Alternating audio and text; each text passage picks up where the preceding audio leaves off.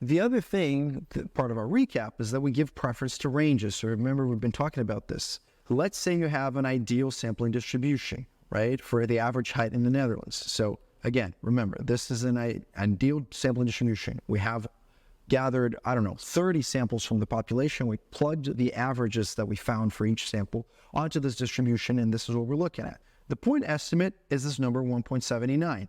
It's the most occurring average of averages. So it's the most occurring average in all samples that we found. So the gambling idea, let's say your friend places that bet with you. Hey, I'm going to draw a new sample of random Dutch people and get the average height of that sample.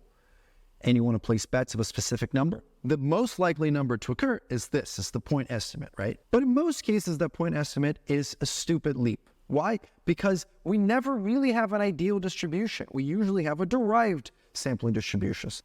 Look, so we're not working with this ideal sampling distribution. We're working with the derived sampling distribution that has a point estimate of 178, right? Which is a number that came from the sample. It came from the sample statistic, the main number we found in the sample, which is just like the opinion of 300 dudes, right? So there's that huge limitation that we've been discussing. So if you look at this, the point estimate kind of sucks. It really sucks because it's just the opinion of 300 dudes, like averaged, right? And we're trying to pretend like that's the ideal distribution. It's not. So it's just the opinion of those 300 dudes. And that's what we've been discussing so far, right?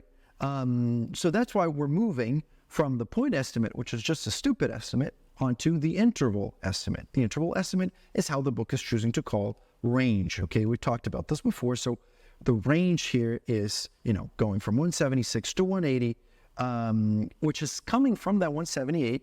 We acknowledge the limitation, but we're actually just doing that anyways. This range turns out to be a much more accurate estimation of the population than just the point estimate, because we know that the point estimate is most likely not exactly right, and it's okay. So the range is giving us a little bit better of an idea with the population value.